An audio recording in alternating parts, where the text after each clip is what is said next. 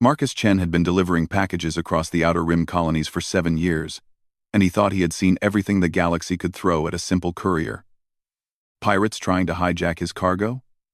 Tuesday, asteroid fields that would make a seasoned pilot wet himself? Wednesday morning routine. Alien customs officials who spoke in colors and demanded bribes in the form of specific emotional frequencies? Just another Thursday.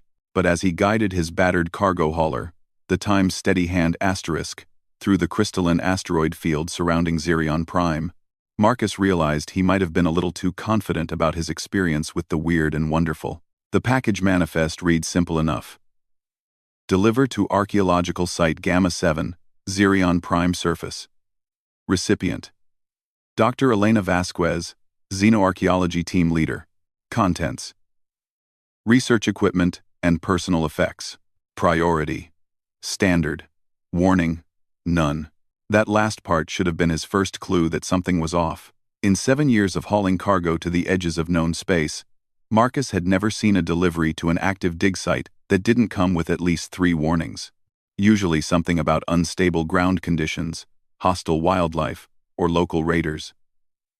The absence of warnings was like a dog that didn't bark. It meant something was very wrong. The Time's steady hand times wasn't much to look at. She was a Hermes-class light freighter, built for speed and efficiency rather than comfort or firepower. Her hull bore the scars of countless micrometeorite impacts, and her paint job had long since faded from regulation blue to a sort of tired gray-brown that Marcus had come to think of as space dust chic. But she was reliable, she was fast, and most importantly, she was paid for. Marcus had bought the ship with his military discharge pay after his tour with the Terran Colonial Marines ended. 8 years of hauling gear and occasionally people through war zones had taught him that sometimes the best way to stay alive was to be the guy everyone needed but nobody wanted to shoot. Couriers were like medics in that way, generally considered off-limits by anyone with half a brain and a working understanding of how supply chains functioned. The planet Xerion Prime hung before him like a massive opal, its surface swirling with clouds of crystalline dust that caught and refracted the light of its binary stars. The planet was tidally locked, with one side perpetually facing the suns and the other locked in eternal night.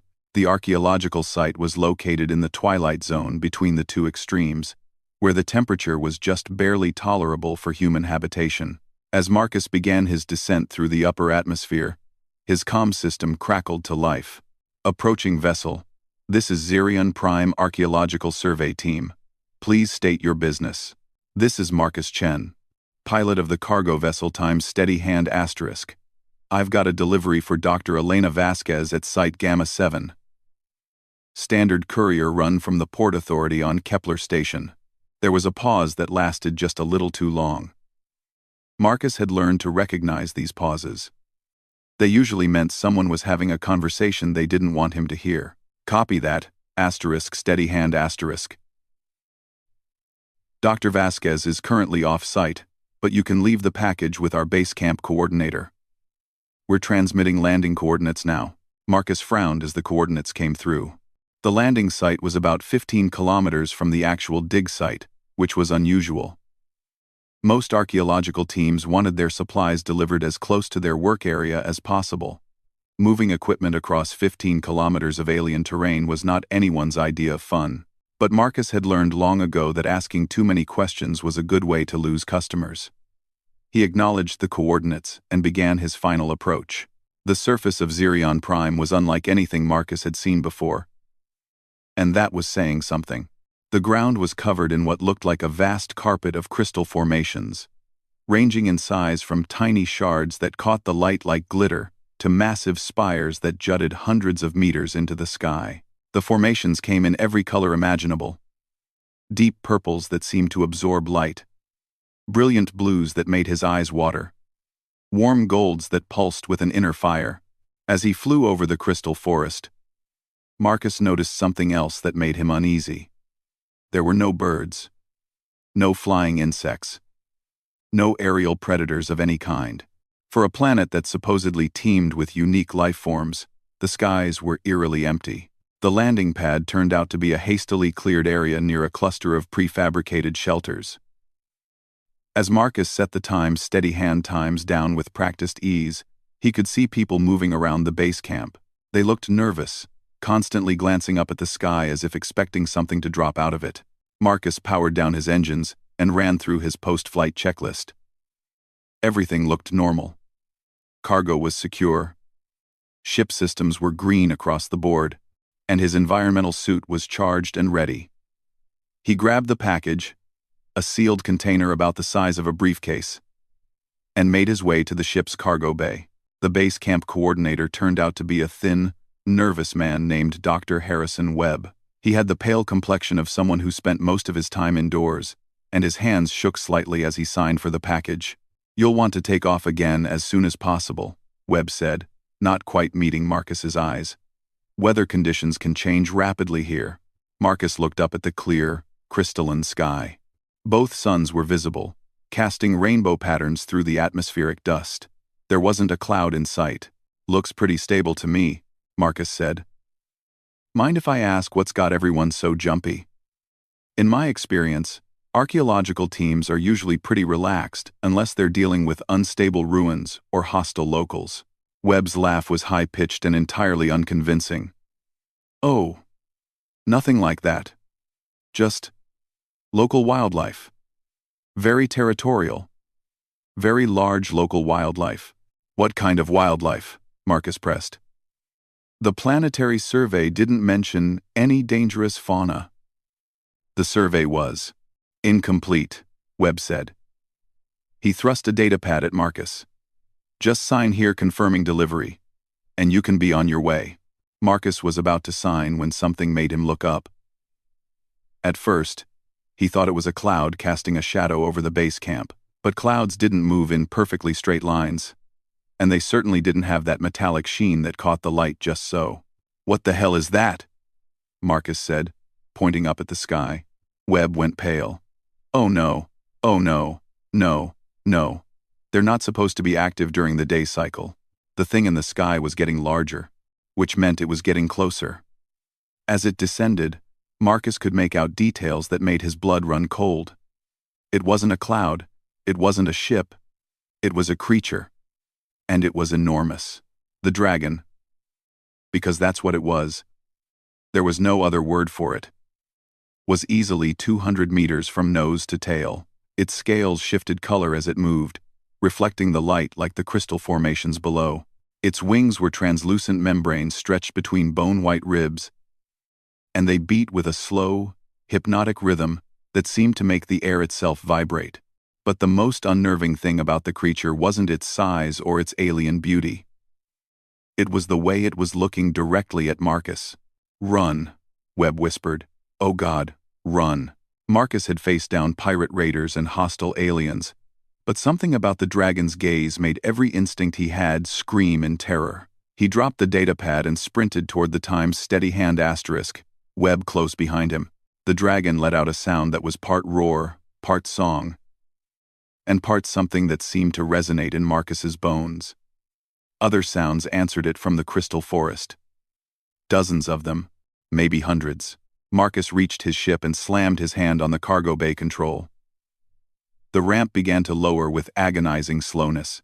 Come on," he muttered, watching the dragon spiral lower. It was close enough now that he could see the individual scales on its hide, each one the size of a dinner plate and gleaming like polished metal.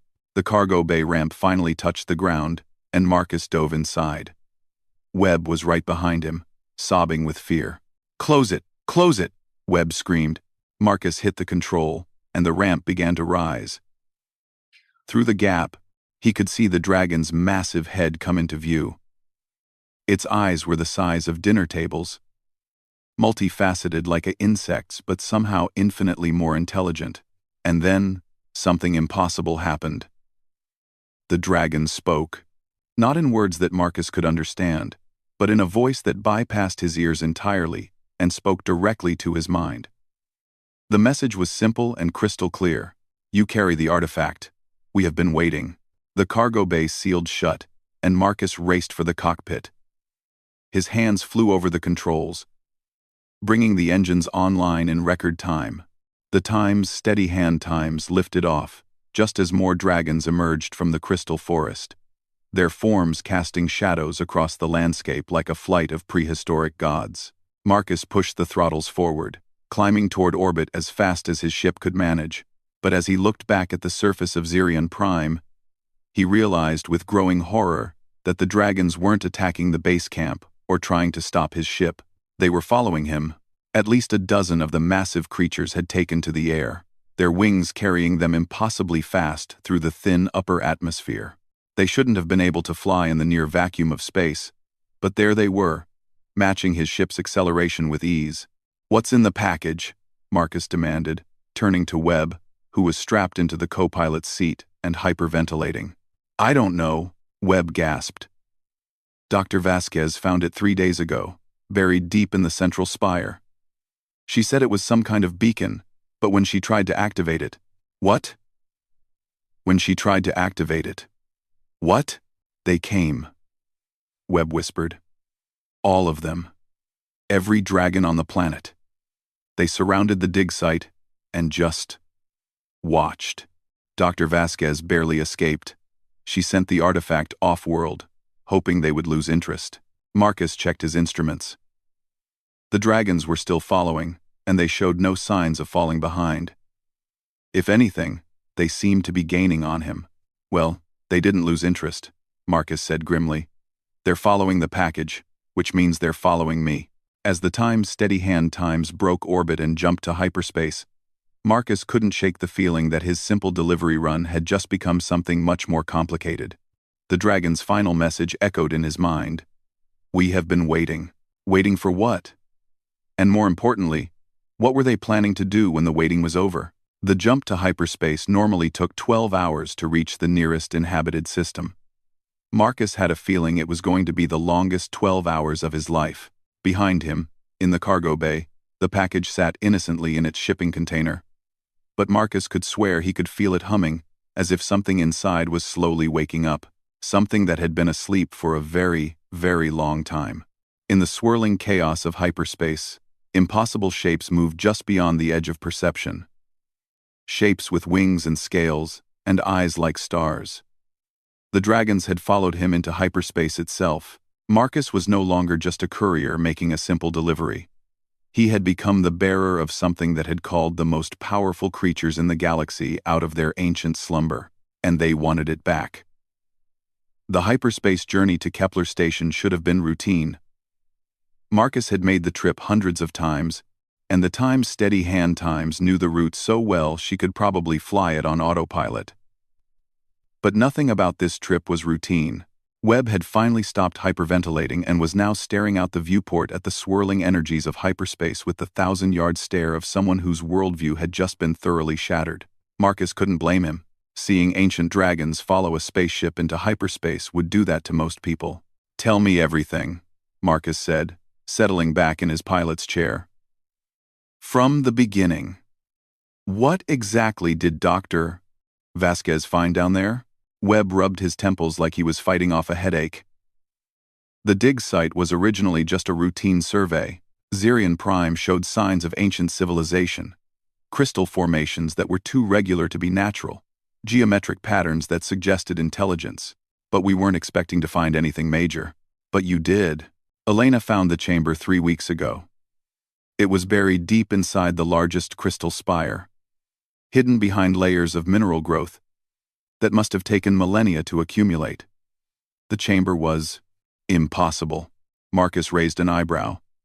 "Impossible? How?" "It was bigger inside than outside," Webb said, and his voice carried the tone of a man who still couldn't believe his own words. The spire itself was maybe 50 meters in diameter, but the chamber inside was at least 200 meters across.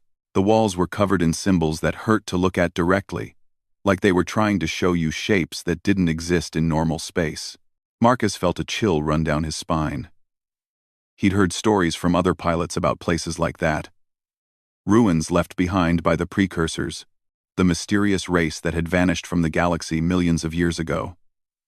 Most of those stories ended with the explorers either disappearing or coming back changed in ways that weren't entirely human anymore. "And the artifact was in this chamber?" Webb nodded. "In the center, floating in a pillar of light that had no apparent source. Elena said it looked like a sphere made of crystallized starlight, about the size of a basketball. When she got close to it, it started singing. Singing? Not with sound, with mathematics. Elena has a degree in xenolinguistics, and she said it was like the sphere was broadcasting pure concepts directly into her mind. Concepts about space and time, and the relationships between living things. She barely touched it, and immediately everything changed. Marcus glanced at his instruments. The dragons were still there in hyperspace, visible as impossible shadows moving through the energy streams. Changed how? That's when the dragons appeared. Not just a few of them. Hundreds. Maybe thousands. They came from all over the planet, converging on our dig site. But they didn't attack. They just watched. Like they were waiting for something. Waiting for what? For Elena to wake it up completely, Webb said quietly. She realized that the sphere wasn't just an artifact. It was a key. Or maybe a lock. Something that had been keeping the dragons dormant for who knows how long. Marcus felt pieces of the puzzle starting to fit together in his mind, and he didn't like the picture they were forming. So, Dr. Vasquez sent the sphere away to keep it from activating completely. She thought if she could get it off the planet, away from whatever systems it was connected to, maybe the dragons would go back to sleep. But Webb gestured helplessly at the viewport, where the dragon shadows continued to pace the ship, but they followed it instead. Elena's last message said the sphere was some kind of beacon. She thought maybe it was calling to something out there in deep space. Something big. Marcus was quiet for a long moment, processing what Webb had told him. In his years as a courier, he'd developed a healthy respect for things he didn't understand. The galaxy was full of ancient mysteries, and poking at them without proper preparation was a good way to end up dead or worse. But he'd also developed an equally healthy respect for doing his job. The package was addressed to someone on Kepler Station, and Marcus had a reputation to maintain. Besides, running away from the problem wouldn't make it disappear. If the dragons could follow him through hyperspace, they could probably follow him anywhere in the galaxy. Better to face the problem head-on and see if there was a way to solve it. "Who's the recipient?" Marcus asked, pulling up the shipping manifest on his console. "Maybe they can tell us more about what we're dealing with." Webb leaned over to look at the screen. Professor Sarah Okafor, Department of Xenoarchaeology, University of Seoul. I've heard of her. She's one of the leading experts on precursor technology. Well, that's either very good news or very bad news, Marcus muttered. Precursor experts tend to know what they're talking about. But they also tend to attract the kind of trouble that can sterilize entire star systems. As if summoned by his words, the ship's communication system chimed. Marcus frowned and checked the display. According to his instruments, there was no one in hyperspace to receive communications from. But the signal was definitely coming from outside the ship. "Marcus Chen," the voice said, and Marcus's blood ran cold. It was the same voice that had spoken to him on Xerion Prime. The dragon's voice that bypassed his ears and spoke directly to his mind. "We would speak with you." Webb made a sound like a deflating balloon and slumped forward in his seat. Marcus reached over and grabbed his shoulder. "Stay with me, Doc. How are you doing that?" He called out to the dragon. "How are you talking to me through the comm system?" "We have learned much in our long sleep," the voice replied. "Your people's technology is simple to understand. We wish to explain why you carry the heart of stars." "The heart of what now?" "The artifact you call a sphere. It is the heart of stars, the first creation of our makers. For 67 million years, it has waited in the crystal sanctuary while we stood guard." Marcus felt like he was getting pieces of a puzzle, but he was missing too many parts to see the full picture. "Okay, I'll bite. Who were your makers? And why has this thing been waiting for 67 million years? There was a pause, and Marcus could almost feel the dragon considering how much to reveal. "Our makers were the ones you call precursors. They created us to be guardians of their greatest achievement, a network that connects all living minds across the galaxy. The heart of stars is the key that awakens this network. A network of minds? Webb had recovered enough to join the conversation, though his voice was still shaky. Are you talking about some kind of telepathic communication system? Much more than communication, the dragon replied. The network allows the sharing of knowledge, experience, and understanding across any distance. It is how civilizations grow beyond the limitations of individual minds. But it requires a guardian species to maintain the connection points. Marcus was starting to get a very bad feeling about where this was heading. And that guardian species would be humanity. Webb made that deflating balloon sound again. Marcus just sat back in his chair and stared at the hyperspace streams rushing past his viewport. Let me get this straight, Marcus said slowly.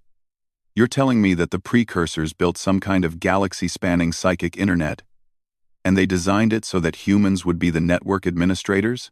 The genetic patterns match, the dragon confirmed. Your species carries the resonance frequencies necessary to interface with the network nodes. The heart of stars has been waiting for your people to evolve to sufficient technological sophistication, and you've been guarding it all this time. We have maintained the sanctuary and preserved the knowledge, but our time as guardians is ending. The heart of stars has awakened because it has detected the presence of a suitable successor species. It is time for humanity to take its place in the greater community of minds. Marcus rubbed his temples. He'd thought he was just delivering a package, but apparently he was carrying the key to humanity's galactic destiny. No pressure there. What happens if we refuse? He asked. What if humanity decides we're not interested in being cosmic network administrators? The dragon's silence stretched long enough to make Marcus uncomfortable. When it finally spoke again, there was something like sadness in its voice. Then the network remains dormant, and each species continues to struggle alone in the darkness between stars. Wars continue. Knowledge is lost. Civilizations rise and fall without ever learning from those who came before. The galaxy remains fractured and isolated. And if we accept, then humanity joins a community that spans 1,000,000 worlds. Knowledge flows freely between species. Scientific advancement accelerates beyond anything your people can imagine. The great challenges that face any developing civilization: resource scarcity, energy limitations, the vast distances between stars, become manageable through cooperative effort. Webb was staring at Marcus with wide eyes. This is the most significant moment in human history. We're talking about joining some kind of galactic civilization. Marcus wasn't so sure it would be that simple. There's always a catch, he said to the dragon. What aren't you telling me? The network requires maintenance, the dragon admitted.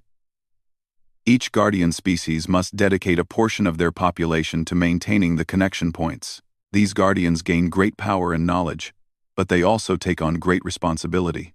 How much of a portion? Approximately 1% of your population. Volunteers only.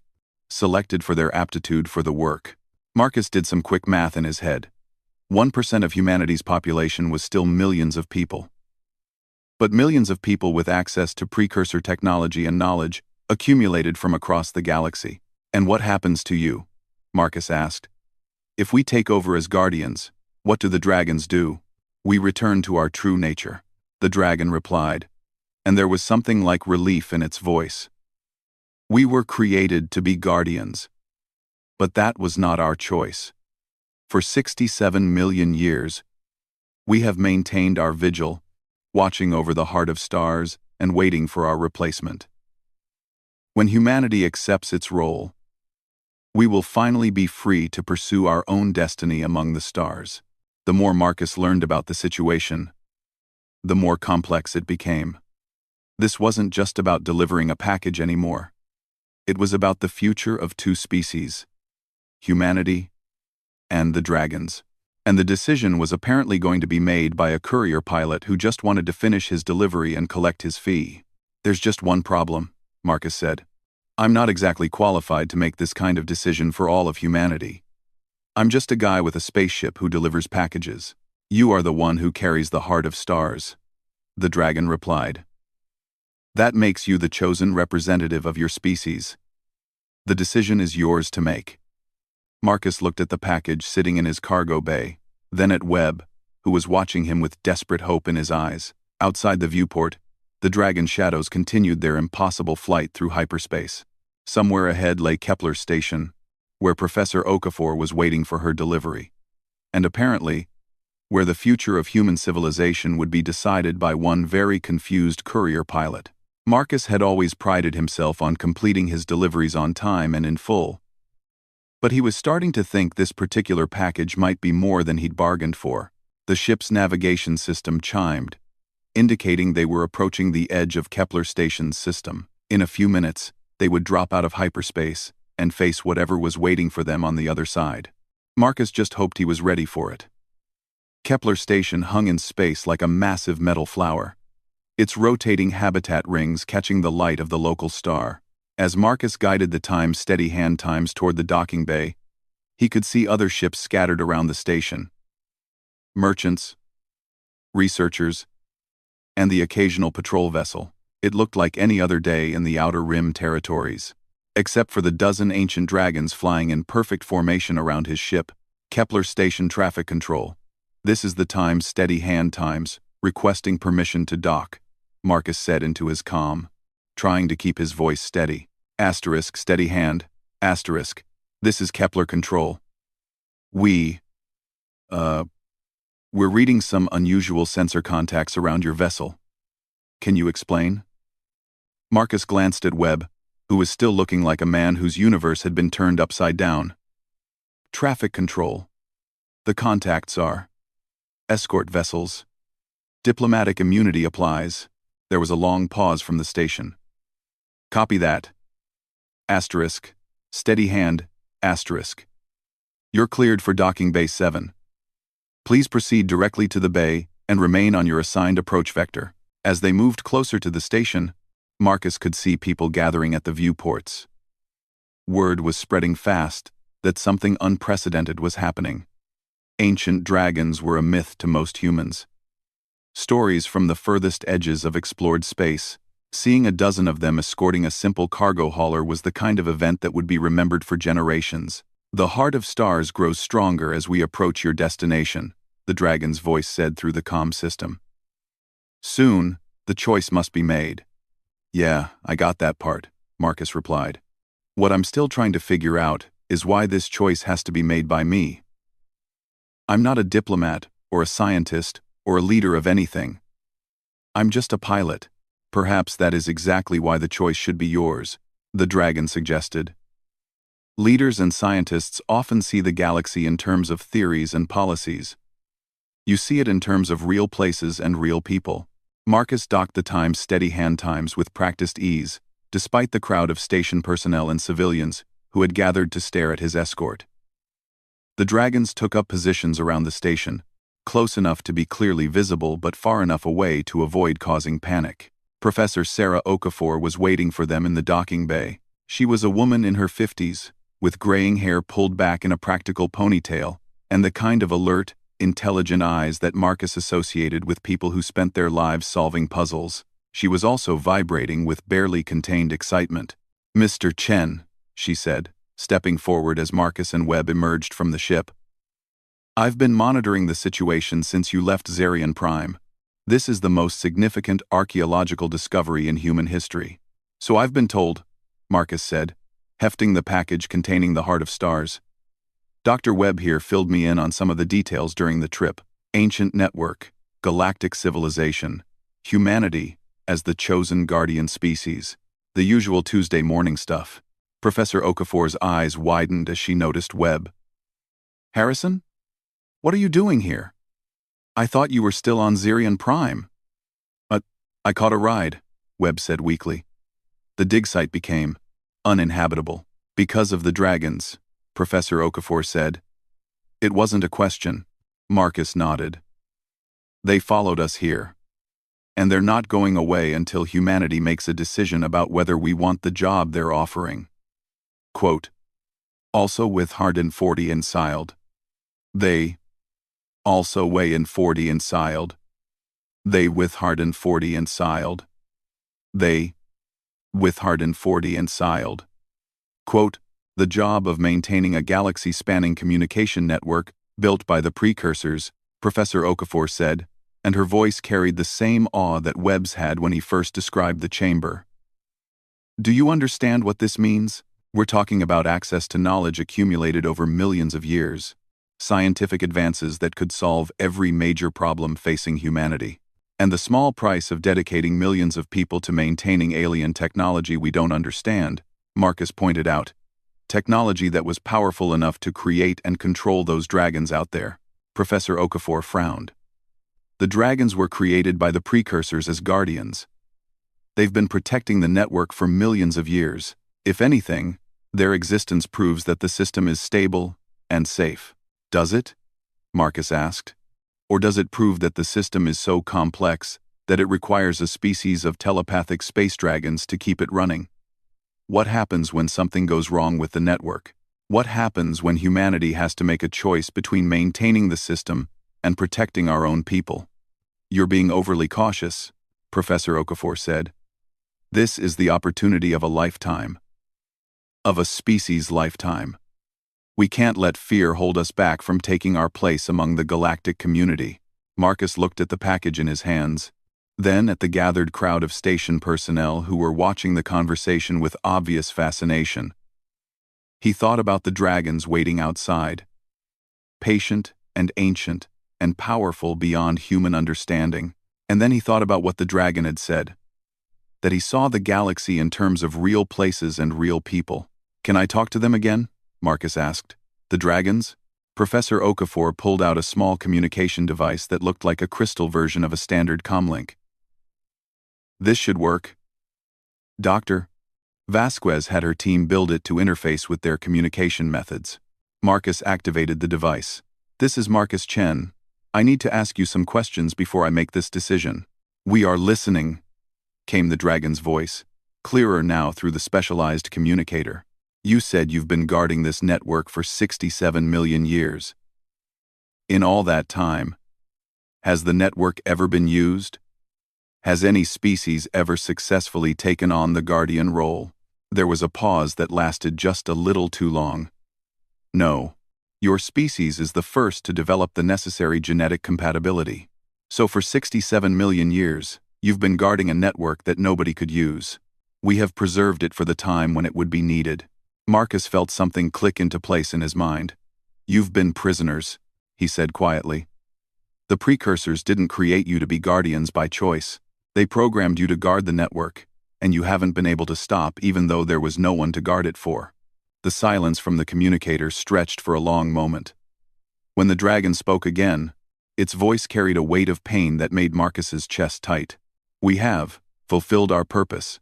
The network must be maintained. But you want to be free. Yes. We dream of flying beyond the boundaries of our duties. Of exploring the galaxy not as guardians, but as ourselves. Marcus looked at Professor Okafor, who was staring at him with growing understanding. Webb had gone pale again, but this time it wasn't from fear. There's another option, Marcus said. What if humanity chooses not to accept the guardian role? Then the network remains dormant, the dragon replied, and we continue our vigil. Forever? Forever. Marcus weighed the package in his hands. Inside was the key to humanity's galactic destiny. The opportunity to join a community of minds that spanned the galaxy. All he had to do was activate it and accept the responsibility that came with it. But he was thinking about the dragons, who had spent 67 million years as unwilling guardians of a system that no one could use, who dreamed of freedom but couldn't achieve it because of programming they couldn't override. He was thinking about the 1,000-yard stare he'd seen in the eyes of veterans who had been given orders they couldn't refuse, missions they couldn't abandon, even when the missions no longer made sense. He was thinking about what it meant to have a choice. Professor, Marcus said, turning to Okafor. What happens if we destroy the network? Not just refuse to guard it, but actively shut it down? Professor Okafor's eyes widened in horror. You can't be serious. We're talking about the greatest archaeological discovery in human history. The knowledge contained in that network could advance human civilization by thousands of years, and the dragons would be free, Marcus pointed out. Mr. Chen, The dragon's voice came through the communicator, and there was something like surprise in it. You cannot mean to suggest destroying the network. The knowledge it contains will still exist in the minds and records of the species that contributed to it, Marcus said. The network might be gone, but the knowledge would survive. It would just take longer to share. But the connections between species, Professor Okafor protested. The scientific advancement, the cooperation, would have to happen the old-fashioned way, Marcus agreed. Through exploration and first contact and building trust one species at a time. It would take longer. And it would be harder. But it would be real. Marcus activated the communicator again. Dragon, I want to know the truth. If we destroyed the Heart of Stars, would it really free you? Or would you be bound to guard the broken pieces for another 67 million years? The silence was so long that Marcus began to wonder if the connection had been lost. When the dragon finally spoke, its voice carried wonder, and something that might have been hope. We do not know. The scenario was not anticipated by our makers. The destruction of the Heart of Stars would certainly end the network. Whether it would end our compulsion to guard it, there's only one way to find out, Marcus said. He looked around at the gathered crowd, at Webb's shocked expression, at Professor Okafor's desperate protests. Then he looked down at the package containing the Heart of Stars. I'm not going to make this choice for all of humanity, Marcus said. But I'm going to make it for myself. And my choice is that freedom is more important than power. Before anyone could stop him, Marcus threw the package against the deck plating with all his strength. The container shattered, revealing the sphere inside. And Marcus could see immediately why they called it the Heart of Stars. It pulsed with inner light like a captured piece of the galaxy itself, beautiful and terrible, and alive with ancient purpose. Marcus pulled out his service pistol and aimed it at the sphere. "Wait!" Professor Okafor screamed. "Mr. Chen," the dragon's voice said urgently. "Consider carefully. You are about to destroy something that cannot be rebuilt." "I am," Marcus agreed. "But I'm also about to free something that should never have been imprisoned." He pulled the trigger. The sphere exploded in a flash of light that seemed to contain every color in the spectrum, and several that shouldn't have existed. The light washed over everyone in the docking bay, carrying with it a sensation like music made of mathematics. Like the echo of a voice that had been calling across the galaxy for millions of years, finally falling silent. When the light faded, the docking bay was quiet except for the normal sounds of the station's life support systems. Then, from outside the station, came a sound like nothing Marcus had ever heard before. It was the song of the dragons, but different now. Not the careful, controlled communication they had used before, but something wild and joyful and free. Through the viewports, Marcus could see the dragons spreading out from around the station, their formation dissolving as they began to fly in spirals and loops and impossible curves, like dancers who had been forced to stand still for millions of years and were finally allowed to move again. "It worked," Webb whispered. "They're free." Professor Okafor was staring at the scattered remains of the Heart of Stars with tears in her eyes. "Do you have any idea what you've just done? The knowledge we've lost?" "I know exactly what I've done," Marcus said quietly. "I've made sure that when humanity meets other species out there among the stars, we'll meet them as equals. Not as the inheritors of some ancient empire, but as explorers finding our own way." The communicator crackled one last time. "Marcus Chen," the dragon's voice said, and now it was filled with something Marcus had never heard from them before. Genuine emotion, free and unguarded. We can feel it. The compulsion is gone. For the first time in 67 million years, we can choose our own path." "So can we," Marcus said. "All of us. This is a gift beyond measure," the dragon continued. "How can we repay such a debt?" Marcus thought for a moment. "Explore," he said. "Discover new things. Meet new species. Learn about the galaxy. And maybe, when you're ready, teach us what you find. Not because you have to, but because you want to." "It will be done," the dragon promised. "And, Marcus Chen, thank you. From all of us, across all of time. Thank you for giving us back ourselves. The communication ended, and Marcus watched through the viewport as the dragons began to disappear into the distance, scattering across the galaxy to follow their own dreams for the first time in geological ages. Professor Okafor was still staring at him with a mixture of admiration and horror. "You've changed the course of human history," she said. "Yeah," Marcus agreed. "But I think I changed it for the better." As he walked back toward the Times steady hand asterisk, Marcus reflected that this had definitely been one of his more unusual delivery runs. But in the end, he delivered exactly what was needed. Not the package he'd been carrying, but the choice that came with it. And sometimes, Marcus thought as he started his ship's engines, the most important delivery you can make is the gift of freedom. The dragons were already just distant specks of light against the stars, but Marcus could swear he could still hear their joyful song echoing across the void. It was a good sound. It was the sound of beings who had remembered how to hope. As the Times steady hand times pulled away from Kepler Station, Marcus keyed in the coordinates for his next delivery. It was just a routine cargo run to the inner colonies, nothing exciting, but after what had just happened, routine sounded pretty good. Besides, you never knew what you might find when you were just dropping off packages. The universe was a big place, full of mysteries and wonders and choices that no one could make for you. Marcus had learned that sometimes the most important thing a courier could deliver wasn't what was in the package, but what happened when you opened it. And somewhere out there among the stars, dragons were learning how to dream again.